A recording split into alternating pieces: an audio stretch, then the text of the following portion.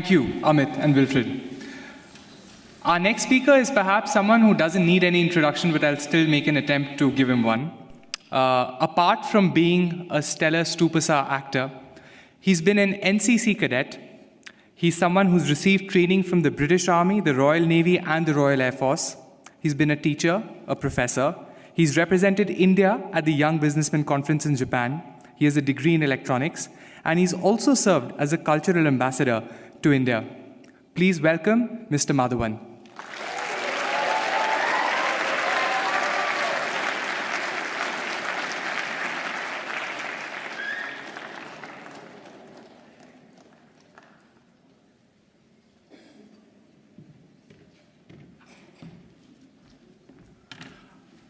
Oh, well, let me just get set up right now. Big speech.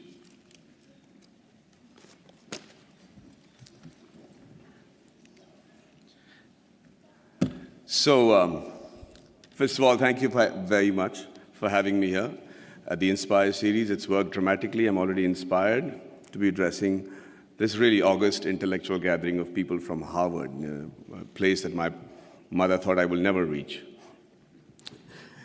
But you know what? A lot of people have spoken before me and eloquently and described their dreams for India and given figures and facts that either are skeptical and, like Mr. Wilbur says, aspirational. But I'm just an actor, and I'm going to just give you my dream shamelessly, because that's the thing that I can do best. And by that I mean, when we talk of dreams, we have one of our greatest scientists and philanthropists, Dr. Abdul Kalam, and he said something which is very interesting. He said, dreams are not what you have when you sleep. The true dreams are the ones that don't let you sleep. He said that when you have that dream once, it's a dream. When you have it twice, it becomes a desire. And when you see it for the third time consecutively, it becomes a passion, an aim, and a goal. And that is the passion with which I want to see this fantasy that I have for India 2030. And Abraham Lincoln also was a dreamer. And, but he said one thing that makes most sense in trying to achieve this goal that I have dreamt for my nation. He said, if I have 6 hours to cut down a tree, then I will spend the first 4 hours sharpening the axe. There's a great philosophy in that. In this era of instant gratification, we just keep thinking we can achieve all these goals by just tweaking this, tweaking that. It's not true. I really believe that, that a missionary zeal is required to make that quantum change that can make 2030 what I'm dreaming about right now. And just let's look at India as a country. What a unique nation, seriously. Thousands of years old of culture and tradition, many invasions, being ruled for many years, and we still somehow managed to maintain our identity. We still somehow have managed to maintain our Indianness, our beliefs, our faith. And, there has been, we have our drawbacks. There is corruption, there is violence, there is differences between the different religions and sects and castes and everything. But I can't help but think, looking at India, at the geography, that we're not doing really that bad. Look at all the other nations around in the world. Look at our neighbors. Compared to that, there is somebody in India who's doing something right for us to be called a growing economy and being projected as the third largest economy in 2026 and the most educated and young nation in the world. And it's still functional democracy. So let's first accept the fact that there is some people in India with the right ideas and the ability to lead the nation to where we are today. Under that assumption, we are also very capable of finding very unique solutions to the problems that generally the world faces. One of them, of course, is the fact that we found freedom through non-violence and non-cooperation. Who would have thought that was possible? We have some other great... No, seriously, I mean, it was as radical a thought then as it is today. And one man in a loincloth with belief and faith and complete conviction was able to do that for us, Mahatma Gandhi. And it's an amazing country of people like Mahavir, Gautam Buddha, and Mahatma Gandhi, and then Bhagat Singh, who also had a dream. He dreamt then, 85 years ago, that I dream of an India where no infant cries for the want of milk. No youngster is deprived of relevant education, and no youth goes door to door finding a job. Sadly, it's still a dream today. And I dream of a 2030 when this dream becomes irrelevant.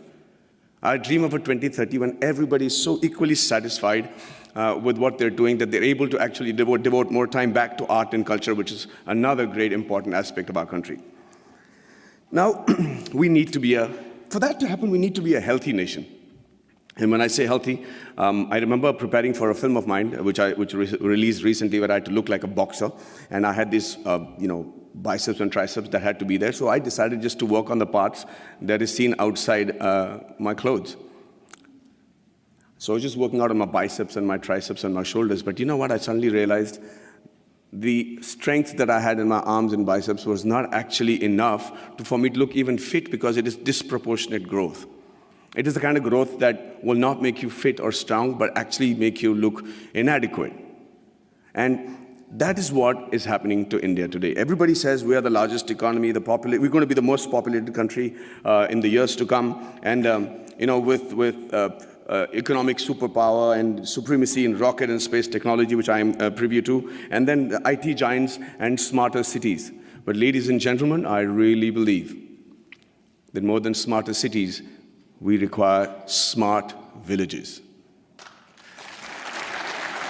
And this is going to be primarily what I talk about today. You know, a nation is only as strong as its weakest link, and rural India is our weakest link. See, it's important that that growth and progress goes hand in hand with the villages also getting onto the same train towards economic freedom, superpowerdom, all the terms that have been coined for a successful country. But that is not happening. The reason being, we're beginning to ignore them. We're beginning to actually believe that this is a very interesting line that I've found, where they say that everybody believes that they know what is required for getting the underprivileged and the poor up to speed with the rest of the country. Okay? And we always start assuming that this is what they want. This is how we can help the poor and the villages, and this is what they need. And we can't be more wrong.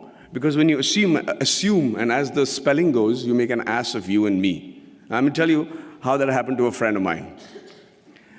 His name was, he's a very profound doctor, a gastroenterologist, and he got a call from his patient, Mr. Abdul, who said, Dr. Saab, my wife is really, really ill, and she's got a big stomach ache, and she can't sit, and she can't sleep, and she's in big pain. Can I come and visit you? And he said, yeah, by all means. And like all patients today, he has done his research. He's gone into the internet, and he said, usko ye ho sakta hai, wo ho sakta hai. And the doctor said, don't worry, let me handle it. And he checked her out, and he said, she has an infected appendix, so I have to do a surgery, and she'll be fine. The surgery was done, he was fine, and Abdul was a happy man. 1 year later, he calls back the doctor and says, sir, my wife has got a stomachache. Please do the appendix operation. She'll be fine. So Dr. Manoj said, listen, I'm the doctor. Let me diagnose what I have to. Please bring her to the clinic and we'll fix it up. He says, no, yes, sir, fix up that operation date. We'll do it in half an hour and we'll be back. Just she needs her appendix removed. So now he's losing his patience. He says, let me do the diagnosis. Abdul, bring her to the clinic. And he's still insisting. And finally, the doctor lost it. And he said, listen, I'm the doctor. And let me tell you that every human being has only one appendix. And I've already taken out the appendix. So please don't tell me how to do my job. Abdul waited very patiently for the doctor to finish with his assumptions. And then he shot back very meekly. He said, sir, I agree with you. Every human being can have one appendix. But a man can have two wives, right?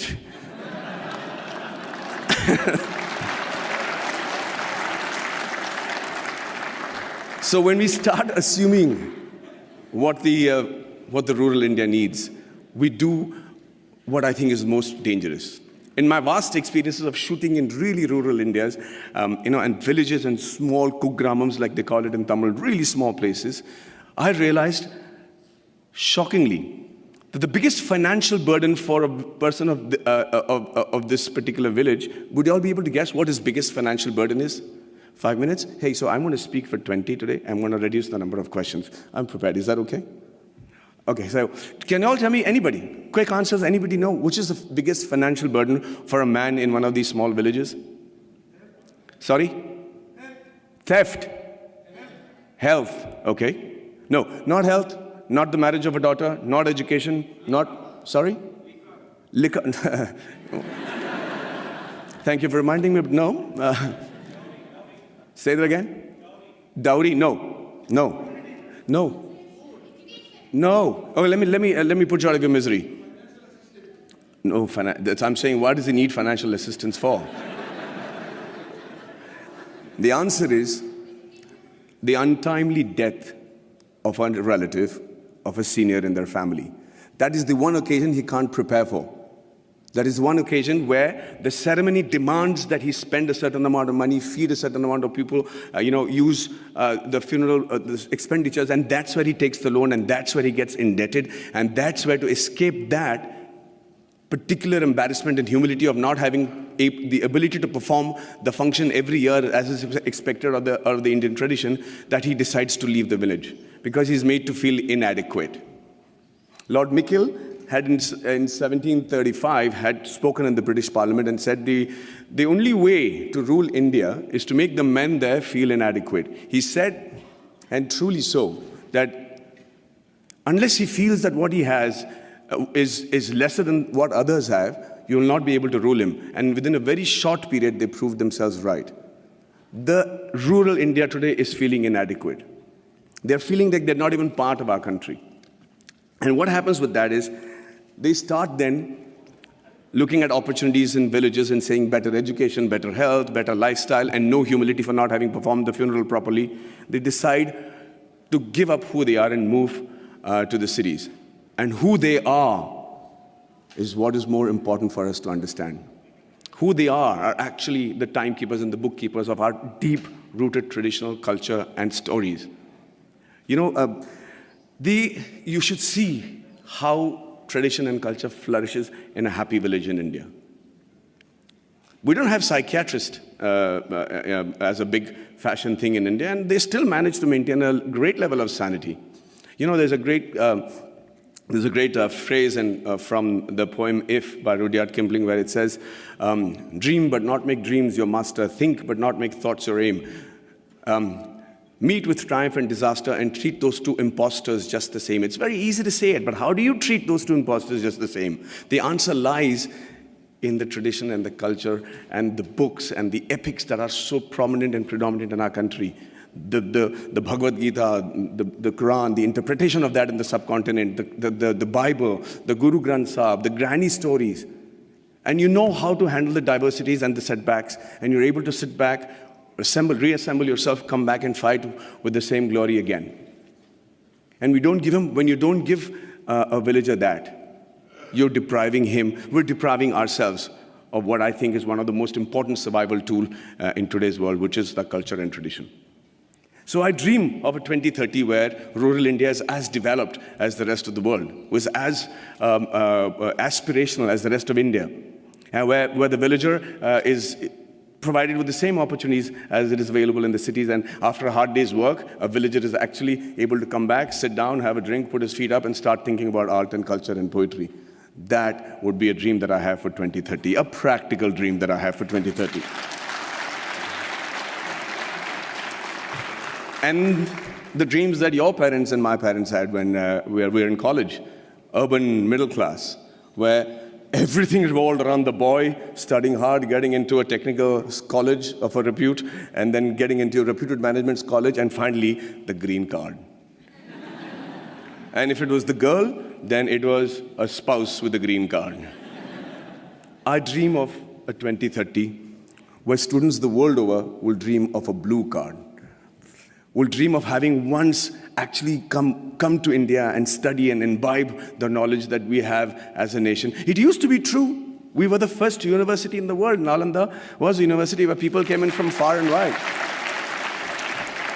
So it's not a pipe dream. It's a practical dream that I have, and I think that's easily attainable. And finally, before I wind up, I think I dream of a 2030 where we have a meritocratic electoral base which selects its leaders and whose leaders believe that it is more important to serve with a missionary zeal to serve the nation rather than rule it.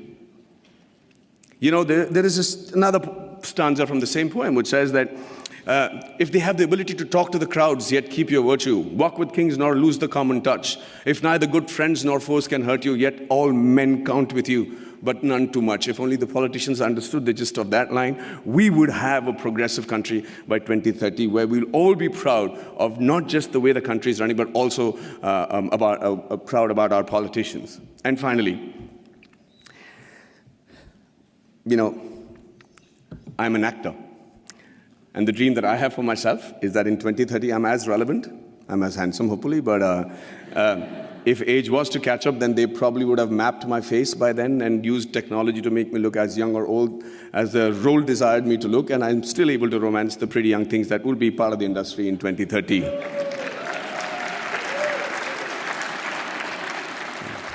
Well, I see that's got many guys going, yeah. And finally, as an actor, I'm used and prone to dialogues. I love to speak dialogues, and I recently found a line that blew me apart, and I thought was a phenomenal Hindi film dialogue, where this great gentleman has said that whatever I am today, and all the achievements that has been possible by me, and what will eventually also be possible by me in the near future, is all because of my angel mother. Do you know who said that? Do you know who said that? Shockingly, Abraham Lincoln.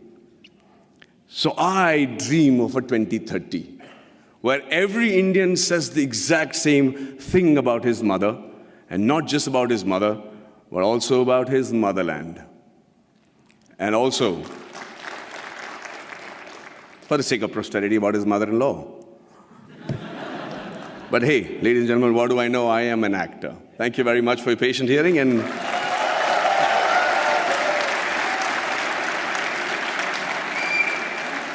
if I'm looking wise enough, I'm open to questions.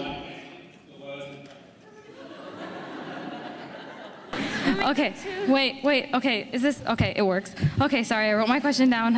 Okay. Give us some water. Okay, sorry. I've been trying to do this for 2 days. I've been low-key stalking you.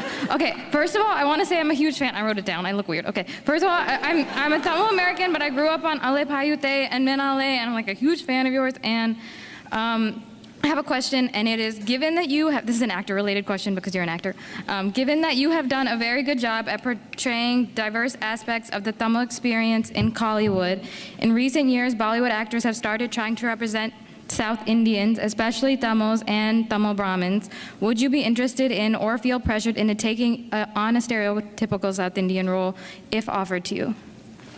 Do I dare ask her to repeat that? Because I couldn't hear you properly. I'm so sorry. No, I understood just the question, if you can tell me, okay. Please. Sorry. Okay. Would you be interested, if offered to you in Bollywood, to take on a Tamil Brahmin or a South Indian role in general? Will I be willing to take on a South Indian Brahmin or a Tamil role in a Hindi film? In a Bollywood film? Is that what your question is, ma'am? Of course. I mean, if the money is right. But would you be like worried about like maybe being in a stereotypical, like? No, I think, you know, it's a very honest question, but I think this stereotypical is too burdened a word for everything that we use today. You know, it's politically correct and everything, but it doesn't really have any effect in my opinion, because I'll tell you, I have to listen to a story, I have to be convinced that this is going to work for my audiences, and I have to be convinced that the producer is able to pay me by the end of the day, and lo and behold, I am a Tamil Brahmin in a Hindi film, no problem. Really. Well, thank you so much for your for the excitement. Okay. Hi. Hi. So I actually wanted to ask you this yesterday, but there was like a mob, so. So this doesn't qualify. This is yesterday's question. Yeah, exactly. So my name is Pranati, and I actually grew up in Mumbai, like a lot of other people, and watched a lot of your movies. And I'm a vegetarian as well. Okay. So I really admired how you advocated for animal rights. But my question's actually about Three Idiots. So you spoke about how a lot of your acting roles was based on your experience. So I was wondering, because Three Idiots really does touch on a really important point that in the Indian education system, there is a lot of pressure, and this pressure can result in a lot of suicides by students. So I was wondering, how did your personal experience, because you did mention how you knew from the start that you did not want to be an engineer, so how did you channel that into your acting? Okay, so thank you for the question. See, the thing is, what I tried to show in Three Idiots was actually what happened at home. My dad was distraught that I didn't want to pursue engineering as a career or even join an engineering college, and I had to tell him that I knew what I didn't want to do is not become an engineer. But let me tell you this, the thing that we said about in Three Idiots. I do agree that there's undue pressure on the education system and amongst the families for their children to excel. But that's not necessarily bad. I think it's important to have pressure at that age. I don't think that an examination and failing an exam because you were not able to reproduce what you remembered at the right time, at that particular moment of time in your life, is a measure of how successful you will be the rest of your life. But it's also a measure of your tenacity to be able to reproduce that under pressure, which is going to be something that you'll be doing every day of your professional life. So, yeah, let's not underrate that pressure. But at the same time, I think it's important for parents to know that that is not the be-all and end-all, and that is not a death warrant that you've signed just because you flunked on a particular subject. Thank you. I'm done. Well, thank you so much for the patient hearing, and have a great evening, ladies and gentlemen.